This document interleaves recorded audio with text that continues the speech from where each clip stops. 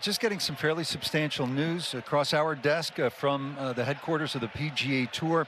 Commissioner Jay Monahan and player director Adam Scott met with President Trump on Tuesday. Here now the statement. This is also signed by Tiger Woods, player director.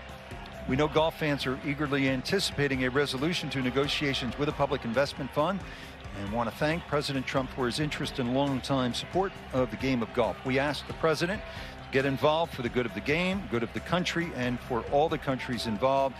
We are grateful that his leadership has brought us closer to a final deal, paving the way for reunification of men's professional golf. What do you think, Brandel? Well, look, I felt like it was inevitable after the election. You know, I had the pleasure of playing with President Trump last year.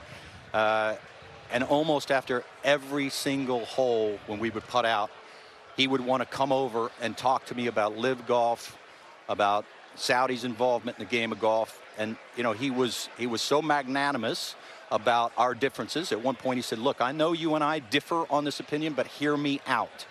He said, Yasser, meaning the gentleman who runs Live and heads the PIF fund, he said, Yasser loves golf more than you do and more than I do. Now, that's hard to believe because President Trump plays a lot of golf, and I'm crazy about it. But he was serious. He was like, he loves golf that much. They have $32 trillion worth of oil underneath that sand, and they really have to diversify their economy. He said they are all in on this, and they're not going anywhere. As the round progressed, he would want to talk almost every hole about Live and about the Saudi involvement, how excited he was for it.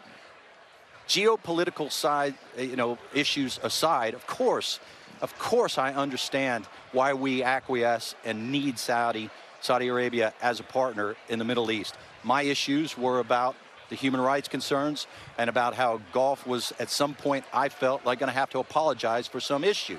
And he was like, just look farther into the future. It's going to be good for Saudi Arabia. It's going to be good for the PGA Tour. It's going to be good for Lev.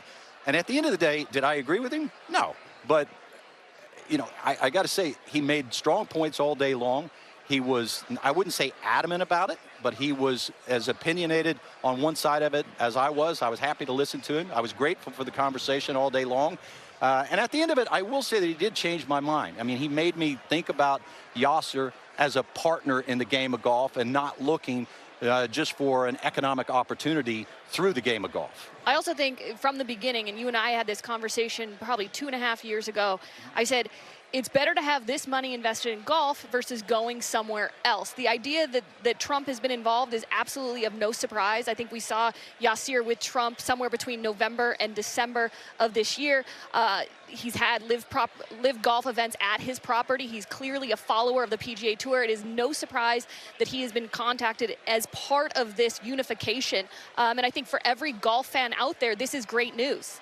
This should be celebrated because that's what a lot of players have been talking about, what they want. They want a resolution to this divided professional men's golf landscape. I said a couple of years ago at the Hillcrest, the day that Yasser Al-Rumayyan met with Jay Monahan. Saudis won. And today's confirmation of that. And that I also added there would be a running of the bulls for the Saudi money. And that's where we are. Realities of where we are in the game of golf.